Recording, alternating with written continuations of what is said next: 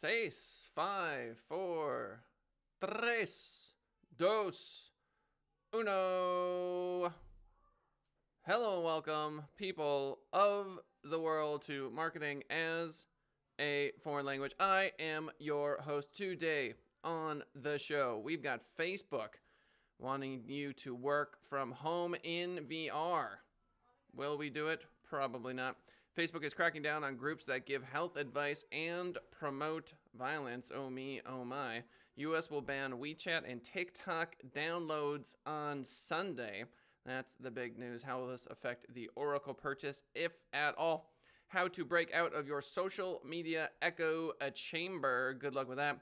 15 awesome examples of social media marketing and 6 enterprise SEO strategies and tactics that really work. This is Marketing as a Foreign Language, and it just so happens to begin right now.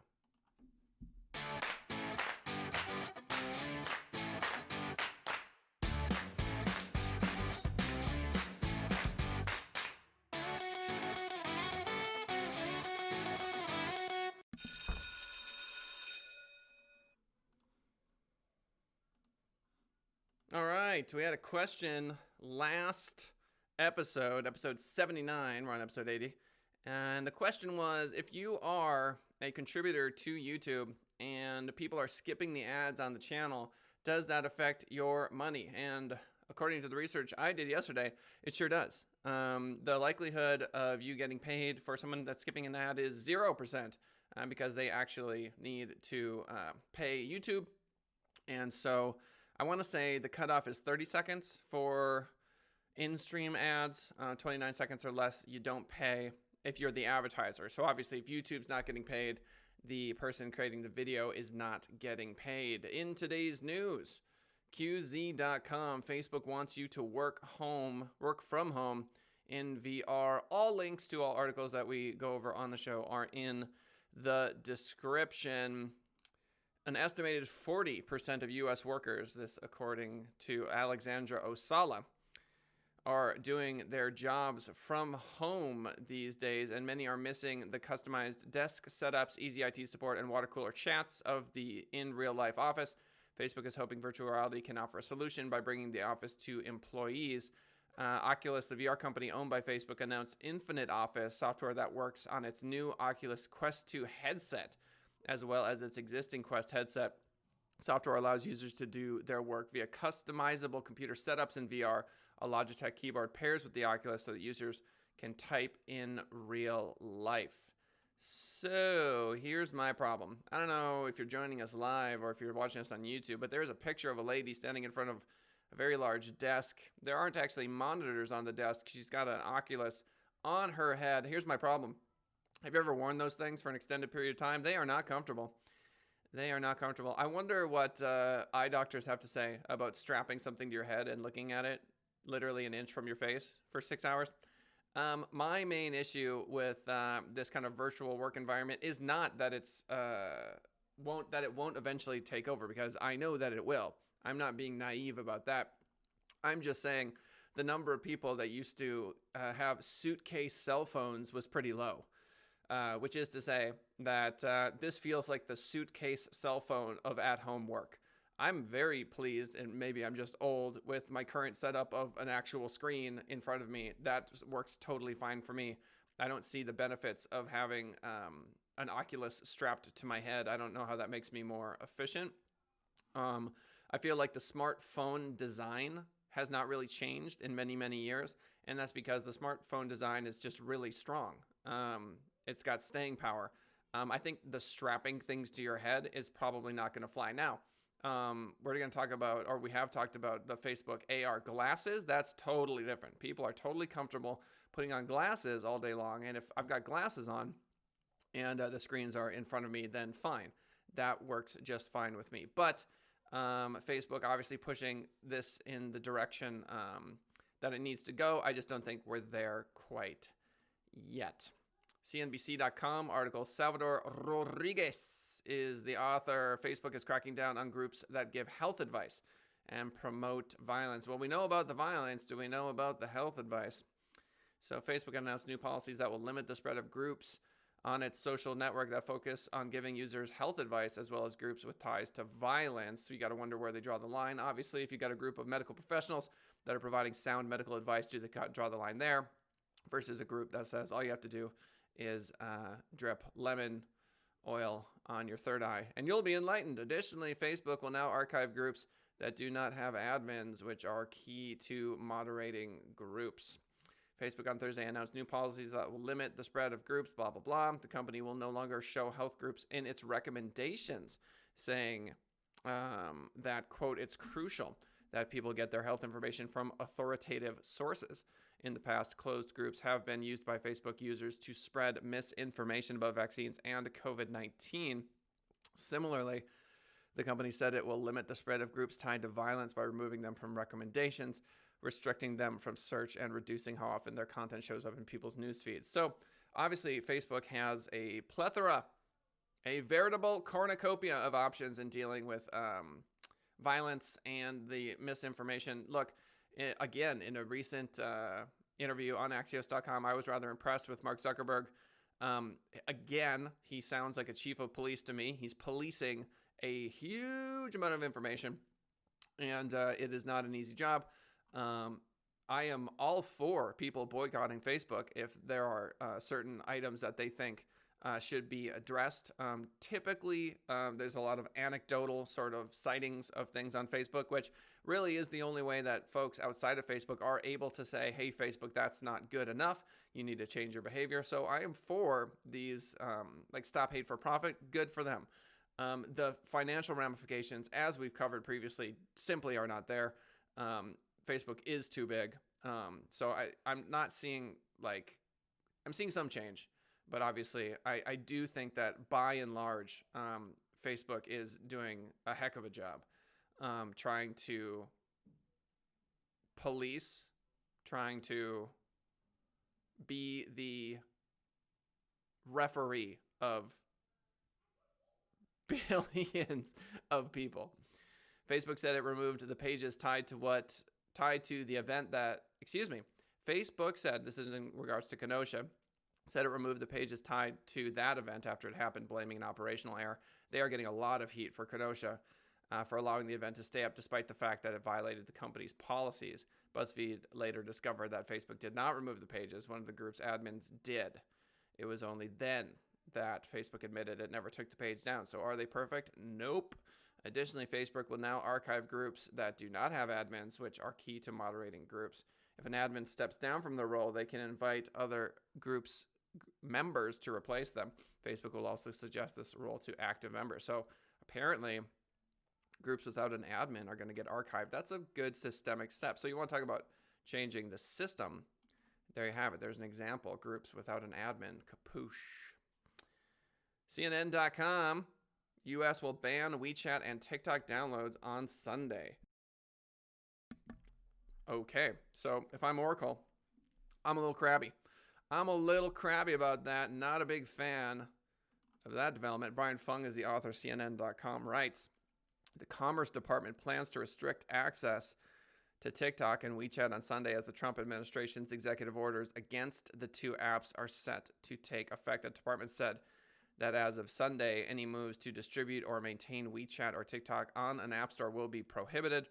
Apple and Google didn't immediately respond to requests for comment. My big question again is about Oracle. So, here we are. The Trump administration is currently weighing a proposal involving ByteDance, TikTok's Chinese parent, and Oracle, designed to resolve the administration's national security concerns related to TikTok. I wonder how much of this is part of the negotiation. So if U.S. is going to ban WeChat and TikTok downloads on Sunday, I think they're showing ByteDance that we're serious. That unless you sell, and probably for a lower price than you would like, we will ban you. Oracle obviously probably hasn't, well, I shouldn't say obviously. We don't know the details of the paperwork that they have gone through with ByteDance or filled out. But it would appear to me that they're still negotiating. And this seems like very much like a negotiating tactic. In a separate filing on September 15th, the U.S. government warned that communication over WeChat might be impaired as a result of forthcoming policies, but that users will not be targeted or subject to penalties. Quote, today's actions prove once again that President Trump will do everything in his power to guarantee our national security and protect Americans from the threats of the Chinese Communist Party, said Ross. Who is this Ross character they're referring to? I don't see. Quote, at the president's direction, we have taken significant action to combat China's malicious collection of American citizens' personal data. Blah, blah, blah, blah, blah. So it would appear to me that if you are a TikTok user, you're still probably fine. And if you're advertising on TikTok, you're probably still fine. This very much feels like a negotiating tactic on behalf of the current administration to try to drive the price of Oracle's acquisition. That, of course, would be U.S. operations in TikTok down. They're not purchasing TikTok. They're licensing it. Next article, Wired.com, how to break out of your social media echo chamber. Good luck with that.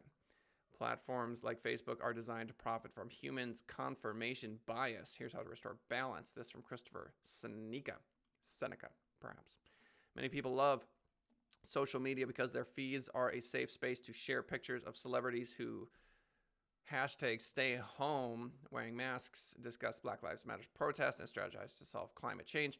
And many people love social media because their feeds are a safe place to share pictures of celebrities tricked into wearing masks, discuss the Black Lives Matter rioters, and strategize to stop the climate change hoax. To tell two feeds because thanks to confirmation bias and powerful proprietary algorithms, social media platforms ensure we only get a single side of the story. This is obvious. We know what confirmation bias is. So how does it manifest on social media? We also know that answer. Why should we care? According to Christina Lehrman, a USC professor whose research focuses on the structure of modern social networks, echo chambers strengthen polarization and the divisions in our society. It's common to feel uneasy because of the disassociation between the warm blanket of a like-minded social media community and the cold reality of a real-world population with challenged perspectives. So what can we do about it? Like everything, algorithms can't categorize you if they can't determine what you really like. Be generous with your thumbs up and hearts, and you'll be rewarded with something beyond grateful friends who are glad you noticed their posts. A continued churn of content from confused platforms who must show you everything as they assess and reevaluate your preferences. I think this right here is the yin yang of our current situation. If you are, pretty vehemently sure that you're correct in whatever position you may have, liking a post that disagrees with that or offers a different perspective is incredibly difficult. I can just see someone with their mouse hovering over it, trying to get out of their echo chamber and having a visceral, biochemical, emotional, psychological, and dare I say spiritual, tumultuous moment. So is that realistic? Could you go onto Facebook in an effort to see more content of different stripes and start liking different things? I don't know. That seems a little bit pie in the sky. Kudos to anyone who actually does this, who goes out there and decides that, you know what, I'm willing to see the other side. As you all can tell on this show, I pride myself on being as balanced as I possibly can be. I often have conversations, just so you all know where I stand, with folks, and if they tend to lean to the left, I'll argue the right point. If they tend to lean to the right, I'll argue the left point. And what that usually does is ostracizes me from everyone. Because, by and large, as this article mentioned, people want that warm, fuzzy feeling of, someone of a like-minded person. It's a way we form groups and tribes and that sort of stuff. But my kind of innate feeling is, what, I would rather argue the other side because there might be something about the other perspective that you didn't know. And so, it is a bit strange to just find the other side, argue that point, and I'll let them know, but typically they don't care. Most people, well, I shouldn't say most people, but, a lot of folks are looking to create that community. And so this right here, I just don't see a lot of people doing this. I don't think there are a lot of people like me out there that will just argue the other side because I want to understand the other side. if that makes any sense. I really do. I want to see where the other side is coming from, and to intellectualize it and go, oh, I understand what they think on the other side, is a lot different than really trying to defend it and really feeling what it feels like to try to defend that point. Because that biochemical reaction that happens when you try to defend a point that isn't what you even naturally would be inclined to do, I think is really healthy. I feel like it's like stretching both sides of the body. But that's just me. Number 2, actively cultivate prestige media on all sides. What's that? Step 1 is about baby pictures and vacation brags. Step 2 is about avoiding fake news. Swallow your preconceived opinions and follow prestige publications across the political spectrum. I like that. That's pretty interesting. So you're looking for more objective news sources.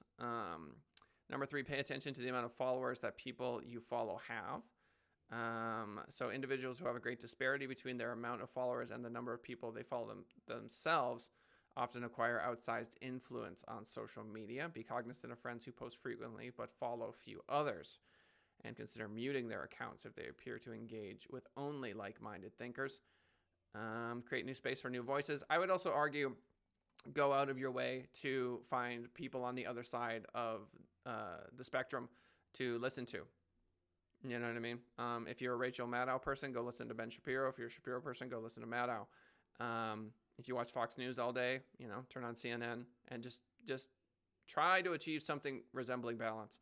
I really do think it matters.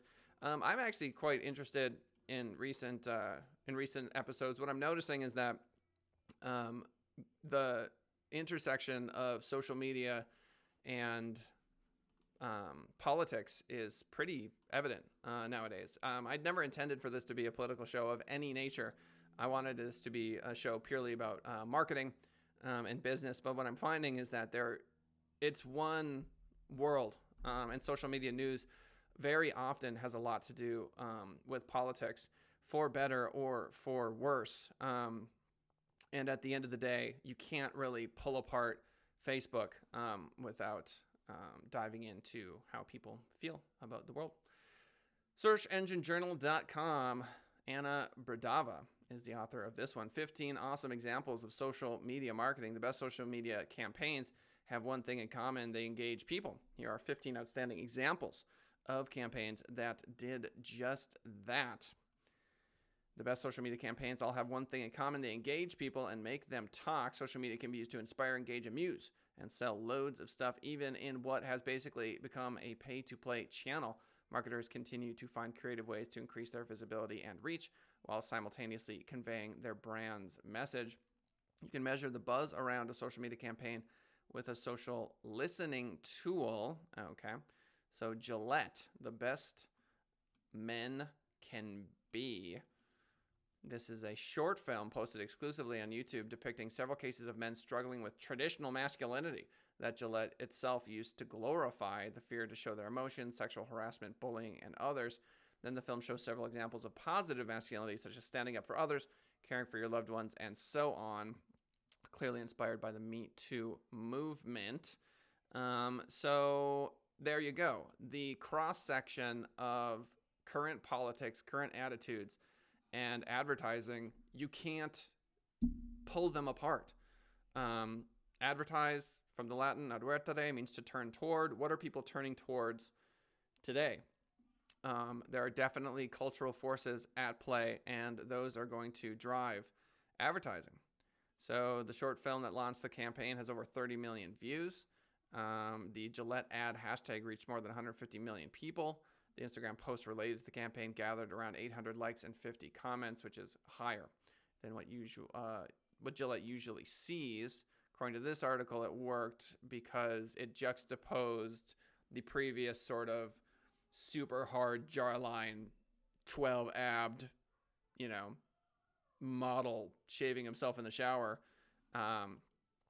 super sex symbol guy with, actual men. So there you go. Interesting stuff. Greg's vegan sausage roll on Twitter, 2019. Greg's is a British bakery chain loved by the Brits.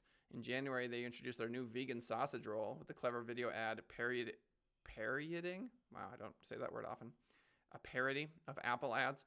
However, it's not the ad itself, but the events that followed that made the campaign so memorable. Piers Morgan retweeted Greg's announcement and expressed irritation at the existence of a vegan sausage roll that made both pro-vegan and anti-vegan roll British people join the social media battle of the year. Greg's responded to Morgan along with 9,000 other Twitter users. They didn't shy away from responding both to sausage roll lovers and haters. So Pierce writes on Twitter, "Nobody was waiting for a vegan bloody sausage, you PC ravaged clowns." Thank you, Piers Morgan, for that. As a result, the vegan sausage roll became one of the most popular Greg's products that year. This is what I keep talking about. You cannot take a flamethrower to your enemies online and expect the fire not to get bigger. It's just so weird to me. I think the media, and I do this too, we talk about these controversial things because they're interesting. But the byproduct, the side effect, obviously, is that we are providing them publicity. The numbers on Twitter alone, Greg's vegan sausage rolls, the conversion saw over 516 million impressions. The conversation, saw over 516 million impressions. The announcement tweet was retweeted more than 15,000 times. They jumped 9.6% in sales. So Piers Morgan sold a lot of vegan sausage rolls. Oh, let me say this about veganism. I happen to be one. Ooh, I know, crazy. It's been about 7 months. It's been really interesting. It's been an interesting ride. Not eating meat or dairy. And a lot of the products that you see for vegan stuff are super gross. And I want to be very clear about that. Like a lot of the things that are attempting to be meat are just really gross. And I think what people miss when they think vegan is they go, oh, well, you're just eating vegan hamburgers and vegan this and vegan that. It's like, no, I'm eating blueberries, man, and bananas and apples and, food, corn, beans. You know what I mean? So just this kind of preconceived notion that all these vegans are just trying to eat all these like meat substitutes. Why did it work? Even though the success of the campaign partly happened because of an organic retweet and not an action plan by Greg's, it once again shows us the power of influencer marketing. That was pretty interesting. Piers Morgan did not attempt to sell vegan sausages, but it did. Instagram stories, we've got Spotify's hashtag year wrapped. At the end of last year, Spotify launched a campaign where its users could see the most important musical highlights on their website. The special webpage, Spotify Wrapped, showed you your most listened artists, genres, songs, and other fun data discoveries. You could even see how the music you listened to coincided with your life events that year. That's really cool. Once you went through all the data analysis, Spotify suggested you share these highlights on social media, specifically Twitter and Insta stories, and tag your favorite artist of the year. According to Twitter, the campaign has been mentioned in at least 1.2 million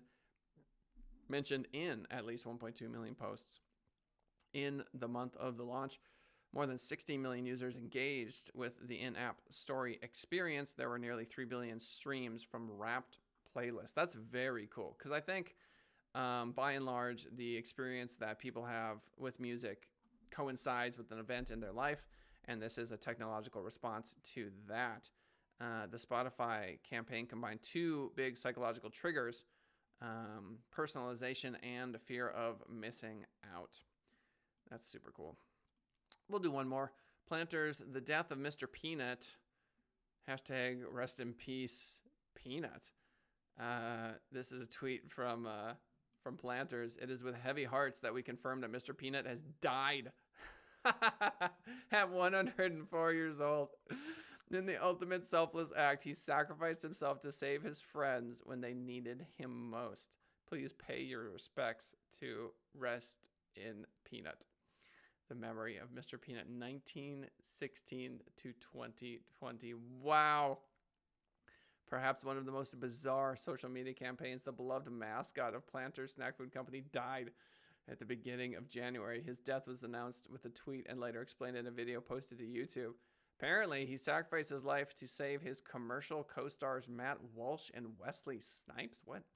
You could win some snacks by replying to a tweet with the rest in peace Peanut hashtag. The brands and regular social media users alike played along with the campaign, and he even got a mention on SNL.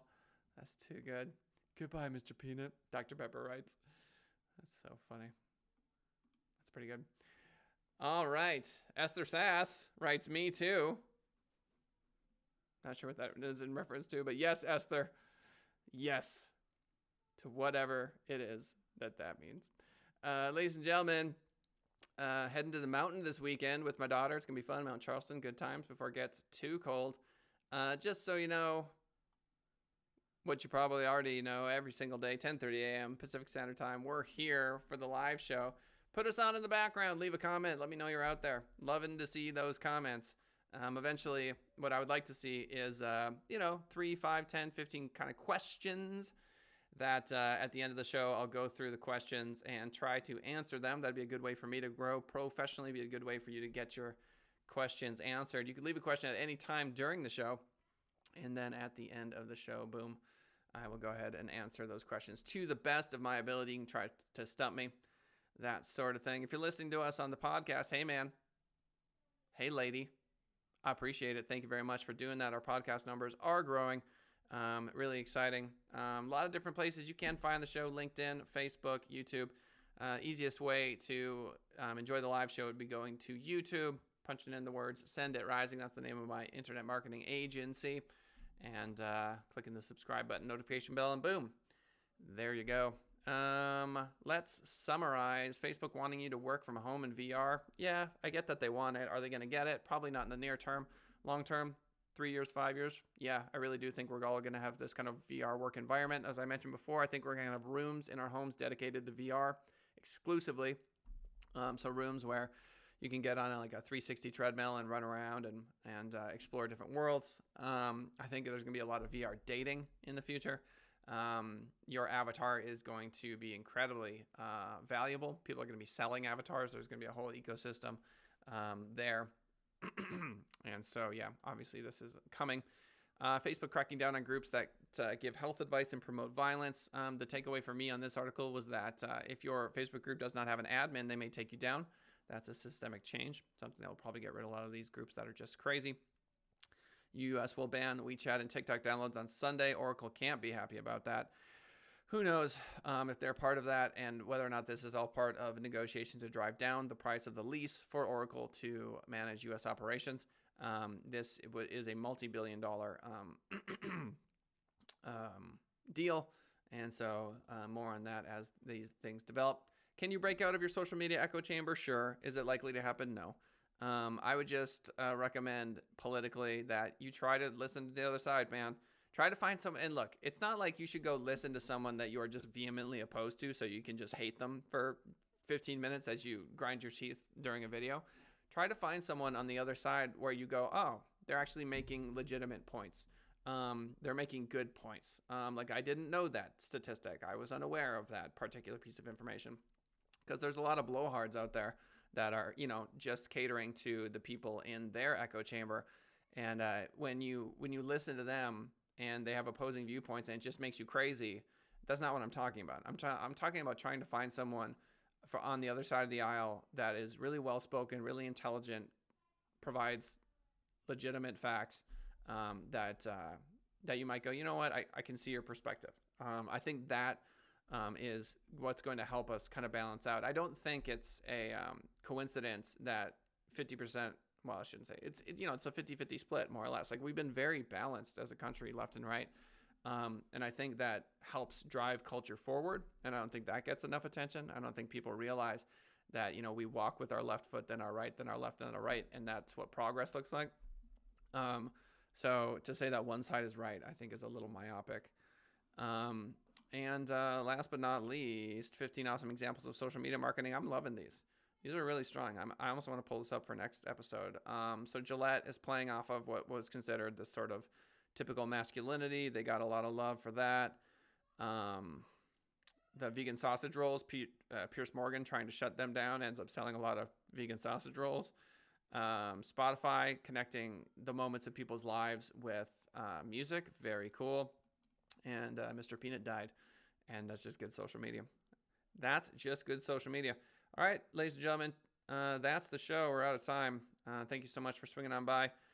Hit the like button if you haven't already, por favor. If you're watching us or listening on a podcast and you can leave a review, that would be a huge, huge, huge help. But again, thank you so much. We appreciate it. And we'll see you Monday, if you're joining us for the live show, or just the next episode if you're catching up on the podcast. Thank you, everybody. Talk to you next time.